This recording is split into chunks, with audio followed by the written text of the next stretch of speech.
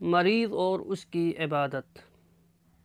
ایک روز رسول خدا صلی اللہ علیہ وآلہ وسلم نے اپنا سر مبارک آسمان کی طرف اٹھایا اور مسکرانے لگے۔ پاس بیٹھے ہوئے شخص نے پوچھا، یا رسول اللہ، کیا بات ہے؟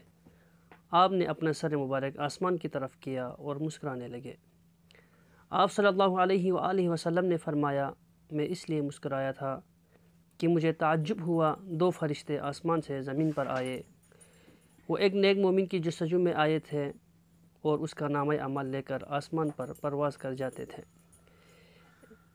اس دفعہ بھی وہ آئے اور مایوس ہو کر واپس آسمان پر گئے اور کہا کہ اللہ تعالیٰ تیرا فلاں بندہ اپنی عبادت کی جگہ پر موجود نہ تھا، اس لیے ہم نے اس کے نامہ اعمال میں عبادت کا ثواب نہیں لکھا۔ تو اس پر اللہ تعالیٰ نے ان سے فرمایا، جب تک میرا وہ بندہ بیمار ہے اس کے نامہ اعمال میں تمام وہ اعمال لکھتے رہو جو وہ تندرستی کے زمانے میں سر انجام دیتا تھا۔